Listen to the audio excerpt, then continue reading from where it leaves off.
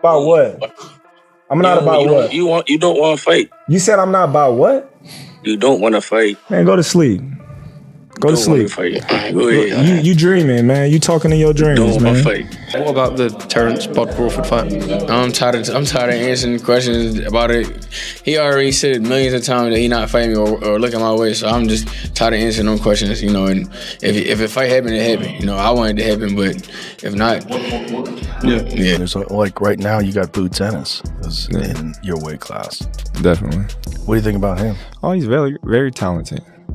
He's unproven, but he's very talented. Yeah. You know, the eye test tells it all. You know, he's got the it, you know, but we haven't seen him against any elite fighter. We've never seen him tested. So until then, you know, we just going to keep saying, oh, Boots, Boots, Boots, until he meet that fighter that's going to test. Ennis and Terence Jaron Boots, they just went head-to-head in a live chat. And it was crazy exciting. Boots didn't wait around and made it clear that he's ready to fight at 150 for right now. But Crawford quickly shut him up by saying that at this point in his career, he's only interested in big fights. You consider going back down to 154 and face Jaron Ennis, the guy who prepared Canelo Alvarez for this fight? Nope. I ain't going down 154. Another thing Bud said that made things worse was that Boots hadn't faced anyone that showed he was on the same level as him. Fans went crazy right away because that shot wasn't just two fighters talking. It felt like a line was made. For Devin Easy, you could for me. You jumped up out of my sanctioned body to go fight in the IBF. So what I know? If it don't matter, catch up. Yo, he picked Devin Catch up. Devin Easy was way under. You just said it don't matter. Catch up. I'm talking about before that. He not about it. We already know he not about what he's talking about. I'm not about what? I'm not about what? You don't want to fight. You said I'm not about what? You don't want to fight. Man, go to sleep. Go to sleep. Go ahead. You dreaming, man. You talking in your dreams, man. He made it clear that he doesn't want tune-ups and is sick of waiting in the wings. Everyone thought the same thing after this fight. Things are going to go off like a bomb if these two ever sign the papers. Okay, so after that heated debate between Crawford and Boots, it's time to include Pops in the conversation. Ennis jumped right in, like a dad who comes to the PTA meeting ready to check up on the director. Hey man, listen closely. Make that fight. You know, we want that fight. You know what I mean? I said, you know, we wanted him or either Spence. It didn't make no difference. As long as we get the fight, we'll see where we coming from. Right now, we ain't worrying about Crawford. We gonna clean 147 now, and then we gonna move to 154. If he there and he got a belt, we coming after him. Simple as that. For he really didn't hold back. He said something like, listen, we never dodged Crawford. When the bill gets too high, the only thing I ever turn down is the thermostat. Those are the sounds of an old school fighting dad. I also really like how he pushed back against the whole story. Really? Bro, Crawford could have called Boots directly instead of going through so many middlemen that it would have looked like a pyramid plan. Yeah, we're gonna talk about it and we're gonna discuss what we're gonna do with with Terence and Boots. That's what, you know what I mean? I said, yeah, well, if you want to fight, just let me know. That's just what Steven said, right? And they said, well, we'll call you later on. Never called him back. That's what happened. So they trying to say that we never turned the fight. I talked to Terence last night. We never turned the fight down. We've been wanting to fight Terence. It's also funny, Bozy told Crawford, you fought a Vanzian when you could have fought us. You didn't eat the steak dinner and instead got a happy meal. That is both wild and true. Fans only want to see these lions in the ring, not getting lost in talks. Also, if this fight really does happen, you should bring popcorn, because there won't be 12 dull rounds. You could have fought us, but you're gonna fight Avanesia. And then I said, Avanesia, you could have fought us. And then Terence said, well, Boots could have been number one. All you had to do is call us. We would have took that fight. You didn't have to fight Avanesia. Avanesian, whatever. Avanesian ranked in the WBO? Way behind us. You know what I mean? So if you really wanted to fight us, you could have fought us. That's okay. Finally, Roy Jones Jr. chimed in with some wise words after Bozy hit the ground running and told everyone that Crawford could have called Boots instead of Avon. I have to say that Roy talks boxing like no one else does. He's not only a Hall of Famer, he's the cheat code. What is Boots versus Terence Crawford? What does that look like? I don't know yet, cause we haven't seen Boots in against a guy that has touched him good enough to really test his chin. So we don't. That's the only thing we don't know about him yet. We don't know if he can take the real punch yet because we haven't seen it. But as far as the skill goes, he got everything. And that fight could be a very difficult fight because he has everything. Really, Roy told us that Boots has everything they need. But we don't know if that chin has been put to the test yet. You can be fast and good with your feet, but until a shooter like Bud breaks you, no one will know if you're steel or glass. When a guy is talented and has the skill level that Boots has, anything can happen, but don't get it wrong, Bud has that skill level too, so it's great. Roy said that this fight is more than just interesting. One wrong move in this chess game could quickly lead to checkmate. It's really bad when Roy, who is like a walking highlight reel, says that both guys are performing at that very high level of skill. Let me tell you the truth now. This is why fans like us are crazy about the idea of a fight between Crawford and Boots. There's more to it than who's smoother, faster, or bigger. It has to do with seeing how long the young lion can stay alive after the king bites it. Reality is, Jaron Ennis didn't force his team to make this fight and say, listen, Steven, I'm signed to you and Showtime. I'm not signed to the PBC and Al Heyman. You need to do what's best for my career and make this fight happen. And he didn't do that.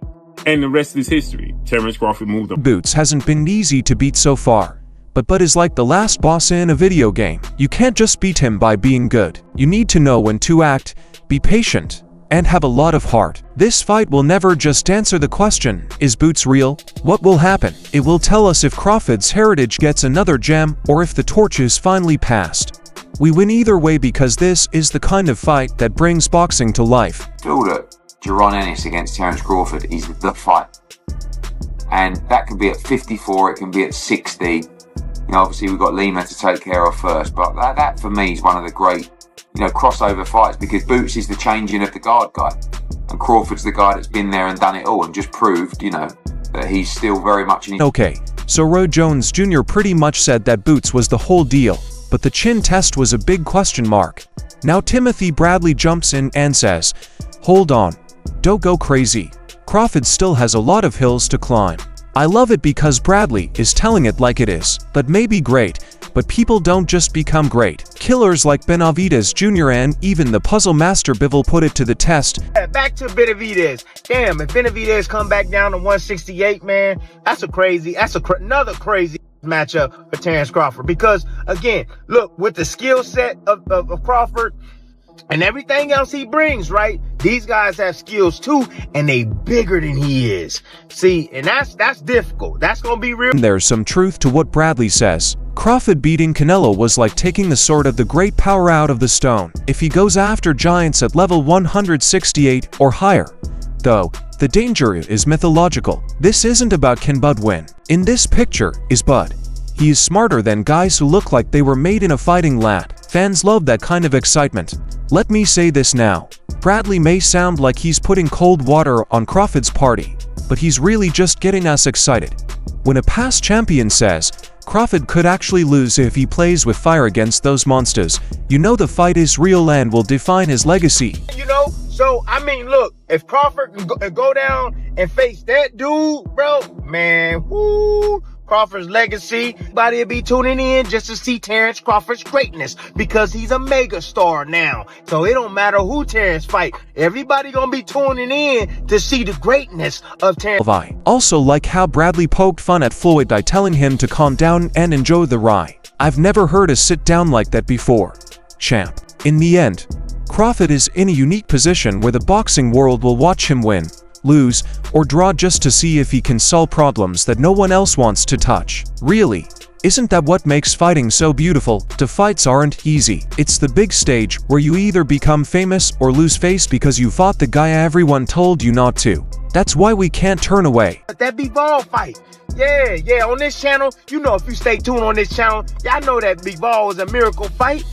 Yeah, he's a miracle fight. Terence Crawford may need a miracle beating that dude right there. Styles make fights. I tell you folks all the time, Styles makes fights. That's what it is. And Bivol got the style to give Terence Crawford fits. He got the size to give him fits. He got the footwork to give him fits. He got the jab to give him fits. Now that we've talked about it, Bradley calmed things down with his, But against Benavidez and Bivol, it's like fight night all over again when Coach Calvin Ford drops bombs. This man didn't even move. He said straight out that Crawford could have stopped Canelo, but chose to be humble about it.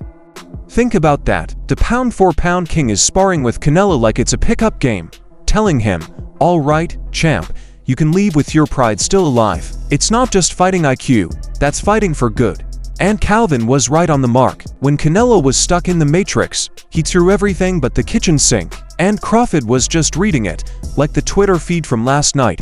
No, I say it's not crazy because I predicted. I said Canelo was going to get old in the ring that night. No disrespect to Crawford. He did a good. Crawford could have stopped him. He could have. You know, me being a coach and watching how the fight was going on, he could have stopped him. And I know he's saying it in his mind, but he was being humble of Canelo. He was being humble, and it was a great fight, and it was good talk for the boxer. And Calvin didn't think twice about how he crowned him, bro, said. But is this generation's guy, the one carrying the torch after Floyd? Then he came up with the craziest what if ever. Floyd versus Crawford, even just as a showdown. Don't lie, that would cost a lot of money for all of us to see. Forget about Logan Paul shows. Give me Bud and Floyd playing chess with gloves on. The best part is now here. Calvin made it sound like Crawford did more than just win. He became the ultimate boxer boss. Why do we love these breaks down? Because they teach us that the real flex isn't always winning the fight. It shows that you could have ended it at any time, but decided to teach instead. That is really mean in a different way. Every generation from Floyd's generation to this generation didn't get to see it come. That's just like we never get to see Michael Jordan play, right? But we remember when he used to play. Come on. So. Or seeing all these crazy exhibitions, maybe we see Floyd and Terence in an exhibition. That'd be something crazy as well. Just to have two great guys that completed a lot of things in their life of boxing and come together and just give the fans something to talk about. So, that's it, everyone. From Boots calling out Bud to Bozy answering, Roy and Bradley dropping bombs from different points of view, and Calvin Ford saying that Crawford pretty much let Canelo borrow pity. This fighting talk has been really crazy. Every opinion adds fuel to the fire, which is what makes it so electric. It makes us sit here and ask the real question. Is Crawford impossible to beat, or was Boots made to finally figure it out? To fight over that is what keeps boxing going. Legacy, pride, and the next big moment when the torch is passed.